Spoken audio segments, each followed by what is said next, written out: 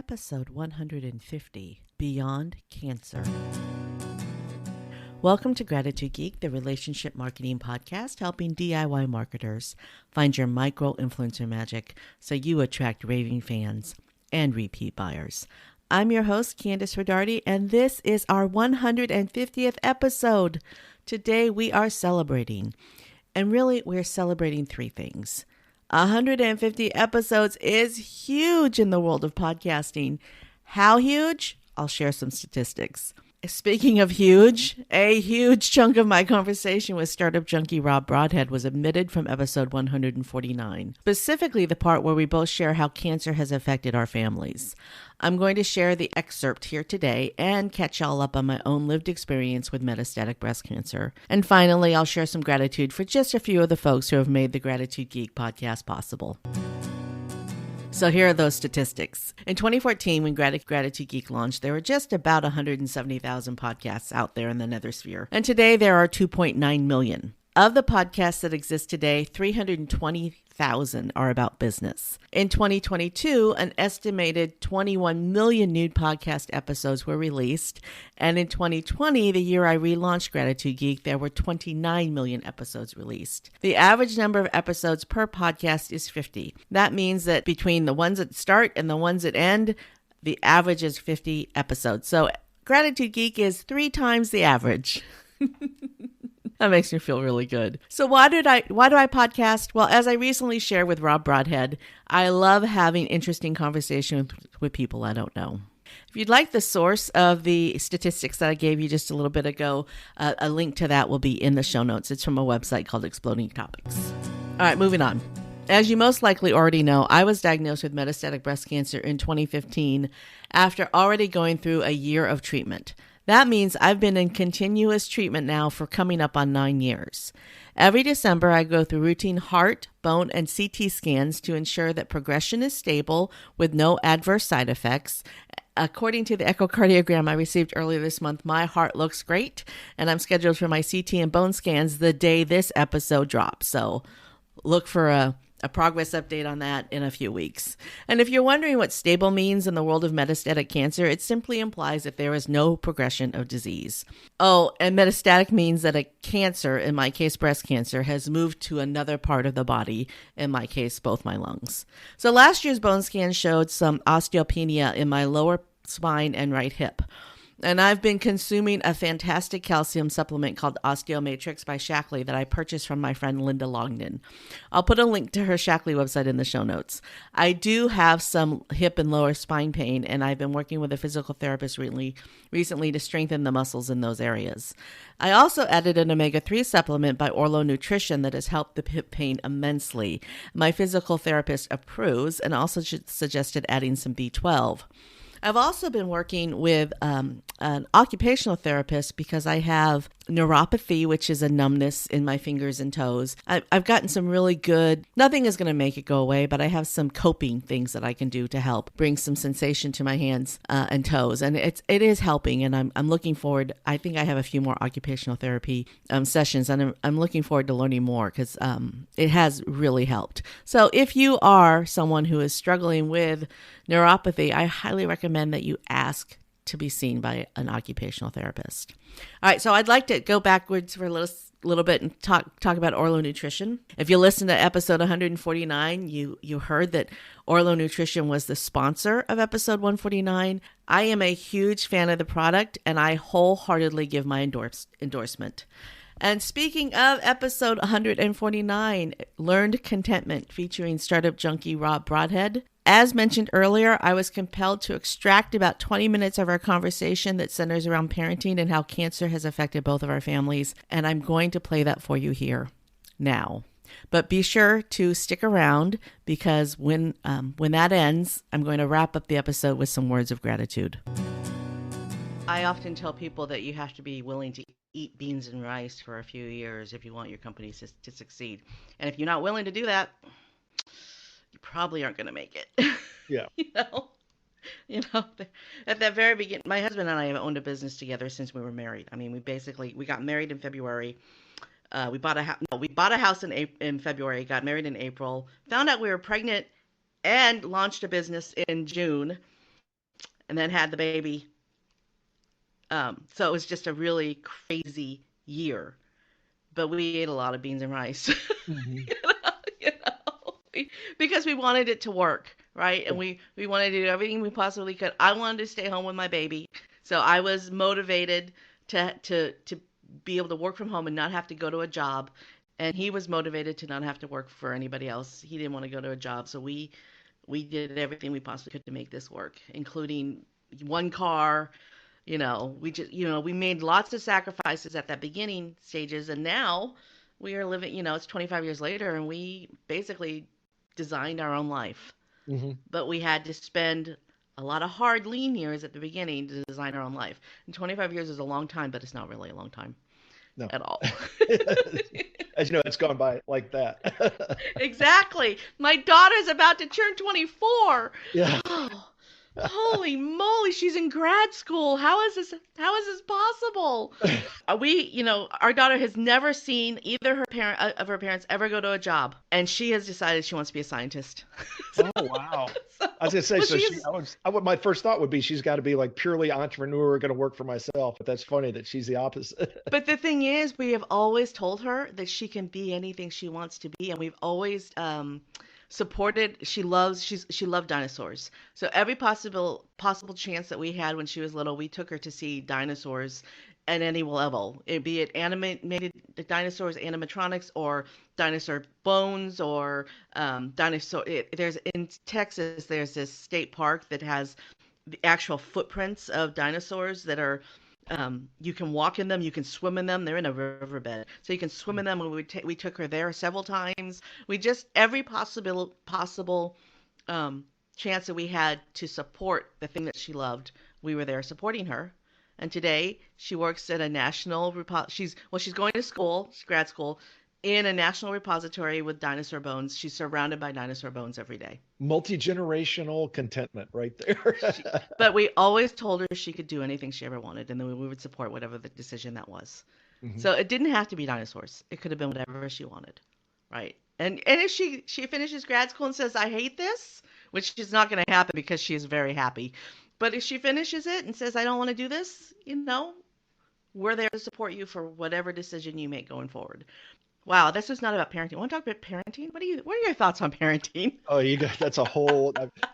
I had a podcast on that for like 2 years. So yeah, I could spend way too much time on parenting. Well, okay, so from your podcast, what parenting advice would you offer from the 2 years of your podcast on parenting? Oh, Can you geez. sum it up in 2 minutes? Wow. That's okay. So let me get it from a high level. This is whether you're thinking about parenting, whether you're thinking about growing your family. For me, I have 5 kids, and they range currently from 27 down to 16. And what I learned pretty early is when you have one child, it is very different. This is assuming that you're, not a single parent, but when you got two parents, you got one child, you outnumber the kid. So you're in good shape. When you have two kids, it is a big leap. And then from three on, What? Wait, I just want to interrupt you for a minute. okay. Sometimes when you only have one kid, that kid aligns with one of the parents more easily or deceptively. I don't know if the word is what word that to use. And so Right. in some situations like my own, the two against one is mommy, daddy and daughter against mommy. Oh, Okay, and I'm see sorry I that interrupted you. most kids will find that they'll switch that time to time because they'll be like, oh, I don't like what dad says today, so I'm gonna go to mom. I don't like what mom says today, so I'm gonna go to dad. The challenge but as long as you're, as a couple, you work your way through that, and you have that heads up. Once you have three or more kids, you're outnumbered. And so the kids will align against you. And so that was one of the things I often brought up as a parent is people are like, think it's sort of mean or whatever, but making the kids sure that they work against each other to some extent, so they never team up against you. And I've watched my kids grow up. It has been very fun to watch that. Devious. Yes. Extremely devious. Hey, sometimes that wise old man is somebody that you want to watch out for him. So, but it has turned into it. The family dynamics have always been fascinating, partially because of that. And then I was a single parent by the by the time the youngest was only 3 years old, and so had to raise five, and seeing how that changed stuff. Because then a little bit it was like, okay, it can't be parents and kids anymore. It's like you got, and the older kids were starting to get into high school age, and so and then I guess that would be probably the best thing, which actually you sort of alluded to, is let your kids be your kids. You're going to see so many things about how they have your traits, your spouse's traits, your parents, your in-laws traits, but at the end of the day, they are unique individuals, and the more you help them become who they need to be, the better it is for everybody. So there's in 2 minutes. Maybe. Good job. So do you want to, I was cyber stalking you to figure out who you were and what we were going to talk about. And I noticed that you wrote a book called Cancer versus the Hockey Mom. What Mm-hmm. you don't know is that I've been living with metastatic breast cancer for 9 years. So do you want to talk about this? We can skip We it. can talk about that. Yeah. So do you want to share a little bit about that? Yeah, it was yeah, like you said, I wrote a book about it. It was one of those things that was it was not on our radar. When my wife was diagnosed, she was 35 years old. And it was sort of funny because this our fit right after, it was actually sort of part of the birth of our fifth child. And so she went from, and she had it wasn't super difficult, but it was a pregnancy where she was having iron deficiency issues and things. And they were actually worried going into birth that she was not going to, her iron content was going to be too low, and they were going to have to do a C-section or something because they were worried about blood loss and just general her health. And the whole time she said, I've had all these other kids, I haven't had these problems. They said, well, you're older now, and so it's just different because you're old. And then as they are going through basically the postpartum stuff, they're like, hey, there's something there that shouldn't be there.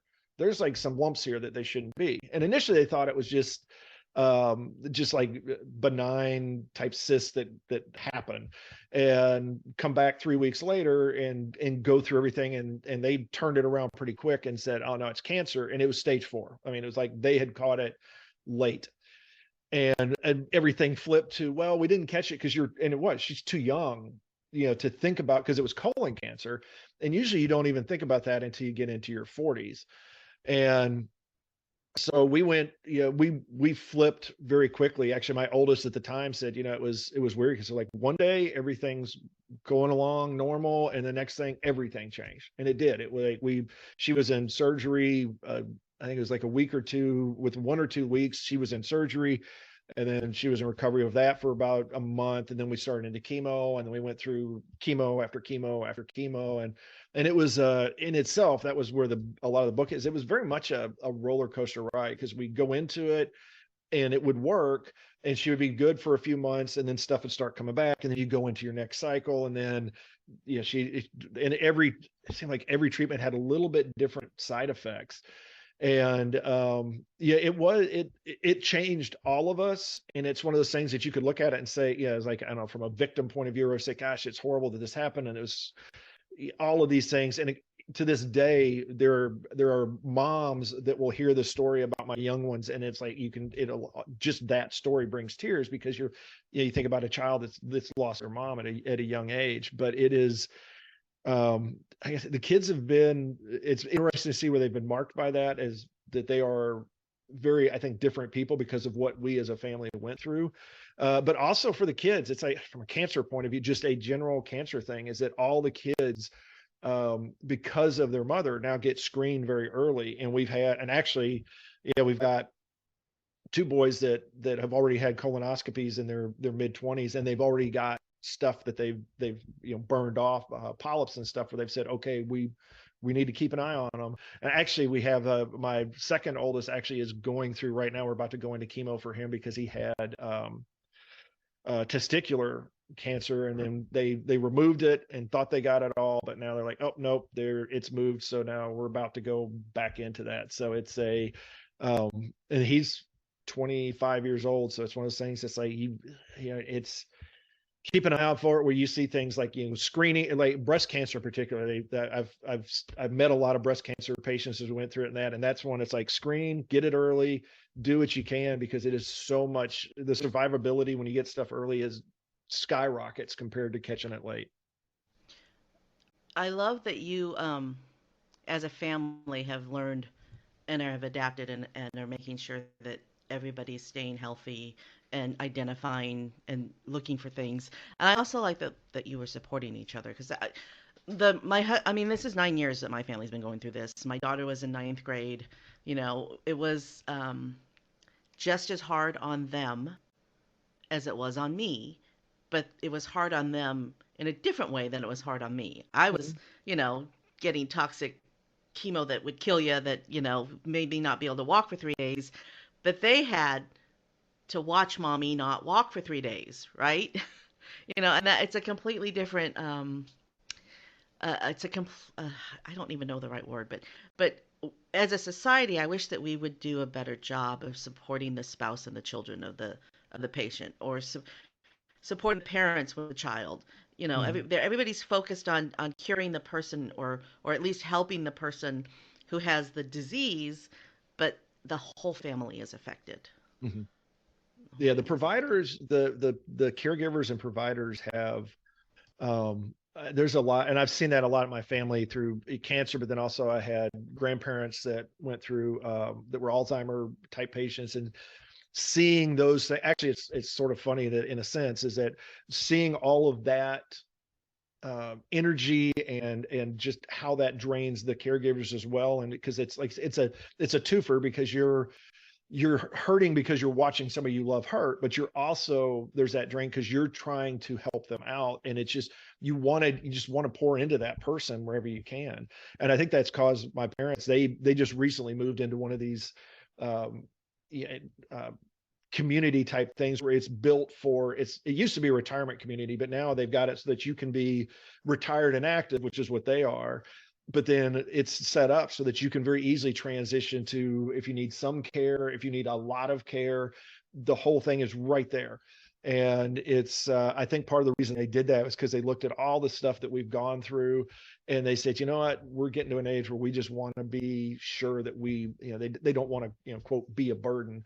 And it's one of those things that's like you don't like to think about it that way, but you're like, because you're like, I would, if they were sick, it's like, hey, I'm going to be there and take care of them. But if there's a way that we can reduce that burden, then that's also, it's like, okay, that's in itself is it's a way that you can give to those around you as well. And gosh, early screenings in that, and just making sure that you are aware of such things can help a lot, because it is a lot easier to go into these things sort of, okay, we get to step into it a little bit, we get to figure this out, we get to think about it, versus catching it late where it's like, oh, now it's, Katie bar the door, and you're going through so many different changes so fast, and particularly when there's kids involved. I mean, it's a challenge for them because they're kids. Yeah. It's hard enough being a kid when you don't have all of this very adult stuff, floating around in your life as well. Well, and there's also stigma. I mean, we're taught to be modest, and we're taught to, we're taught to be modest, right? And we're talking about, in case of your son, I mean, you need to screen yourself, which Mhm. means you need to touch yourself, right? So you have to encourage your children to touch themselves, Mhm. so that you can know if something's going on. And that's a cultural shift I think that we need to make in America, is to stop stigmatizing things, and just women breastfeed. So don't stigmatize a woman for feeding her child in public when the person sitting next to her's boobs are hanging out of their shirt and that's sexy. Yeah. What's the difference, right? Feeding the child should be just as accepted as wearing a low cut plunging blouse, right? And just like talking about testicular cancer and colon cancer, I think that Farrah Fawcett, because she was so public with her colon cancer journey, made colon cancer. Honestly, I think more people are screened for colon cancer today because of Farrah Fawcett than were before, because she was just open about it. Actually, I think she had anal cancer, not colon cancer. But But it's I, it's, it's the same yeah, tubing. yeah, yeah. But she destigmatized. Here's this woman who had been idolized by I mean, literally millions of men, and she was just open and honest about what was going on in her life. And now today, colon cancer is something that everybody's screened for after age 50. right? Mhm. And it just, the more we talk about it, the more we normalize it, the more we share, the better. I mean, I think I recently watched a show on Showtime. It was about the three first ladies. It was about uh, Eleanor Roosevelt, Betty Ford, and Michelle Obama. I think it's called First Ladies. And I was really, really taken by Betty Ford. I didn't know a lot about her because I was born in 1970, and she was First Lady in 1971, right? So I didn't really know a lot about her. But when she had breast cancer surgery, she talked about it. She told people about it, and then breast cancer screening went up. Mhm. So the more we talk about it, the more we share our stories. I think that the better it is for everybody, and hopefully down the line we'll have less of it in the United States. I don't. It seems like we have more and more of it, but maybe we have more and more of it because we are more aware of it. I don't know. I don't know. One of John Adams' children died of breast cancer, so it's not like it's something that hasn't been going on for 250 years in this country, right? Um, all right, should we move on to Sure. happier things? All right, so now my favorite part of the episode, and it's my moment of gratitude. So here we go. To Cody and Jody Bateman for creating a business opportunity around greeting cards and gifts that not only provided the solution to my messy handwriting that I so desperately needed in my custom furniture business by allowing me to create real paper greeting cards on my computer. And because of my income from the company they created Send Out Cards, I was able to fund the production of the very first 148 episodes of Gratitude Geek without a sponsor. Yes, I put 148 episodes out in the world without monetizing. Shame on me. To Orlo Nutrition, thank you for being the first sponsor of Gratitude Geek, episode 149. I love your product, and I am so glad we found each other. To Joy Praisington for sharing the vision of Send Out Cards. Working together for over 10 years now, we've made sure thousands of people know just how much they are appreciated. To Tanya Bugby and Glenna Griffin for helping me launch a YouTube talk show back in 2012, and to Susie Glennon, my very first interviewee in 2014. To Cliff Ravenscraft, the podcast answer man, for putting out free podcast training back in the early 2010s that I used to learn how to podcast. So I taught myself how to podcast with Cliff Ravenscraft's free training.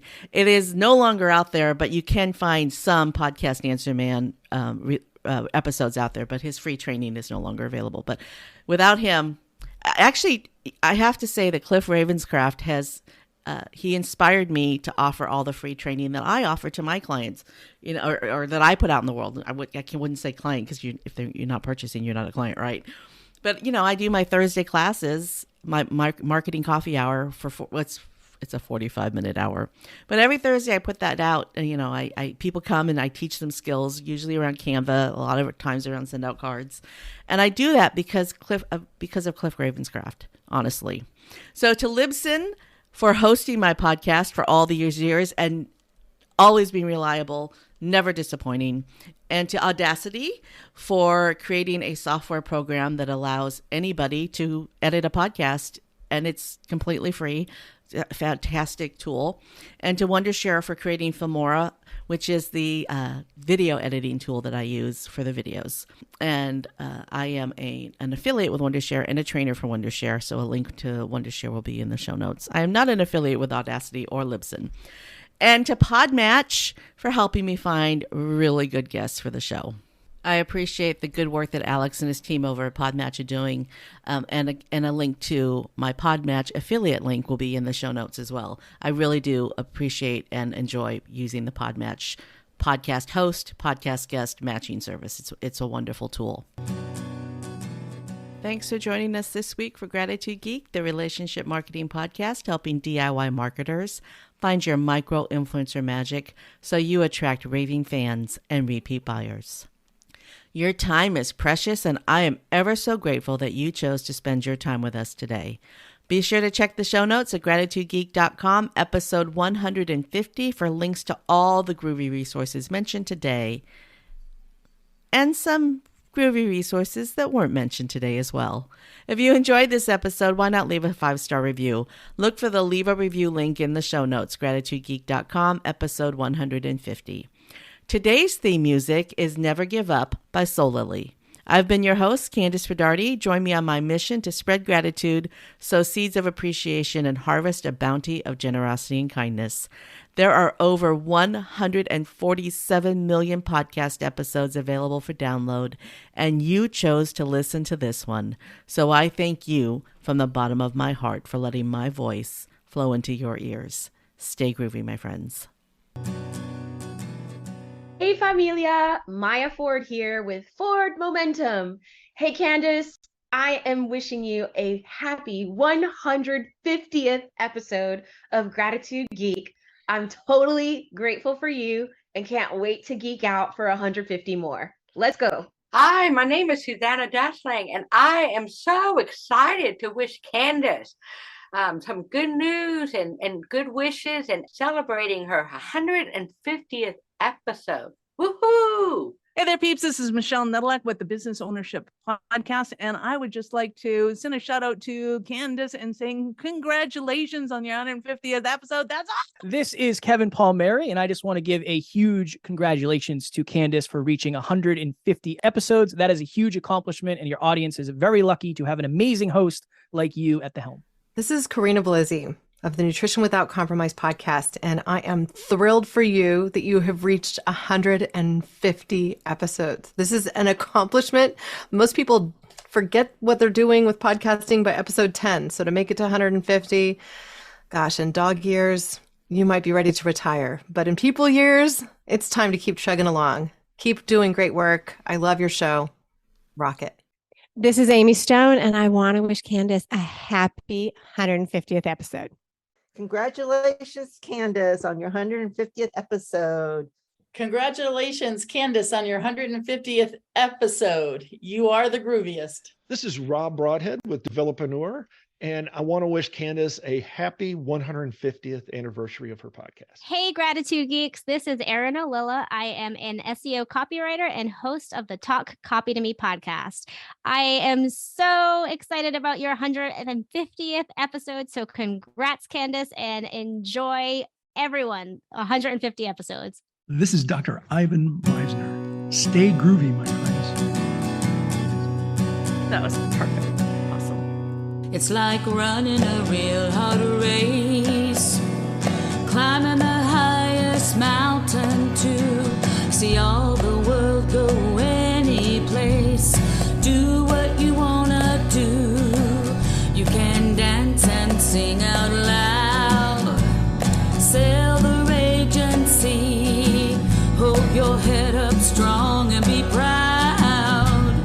Be what you wanna be. Never give up on dreams. Never give up on dreams. Never give up on dreams. Never give up. Never give up. Never give up on dreams. Don't be afraid to try anything new. Believe in yourself and be true. Make a difference, come on, do it for you. Do what you want to do. Feel your spirit, let it soar. Fly away and be free. Take less, always give a little more. Be what you want to be. Oh yeah, never give up on dreams. Never give up on dreams. Never give up, never give up, never give up on dreams.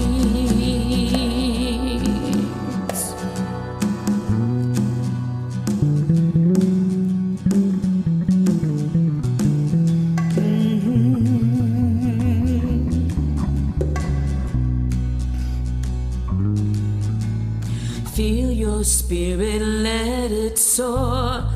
Fly away and be free. Take less, always give a little more now. Be what you want to be. give up on dreams. Never give up on dreams. Never give up, never give up, never give up on dreams.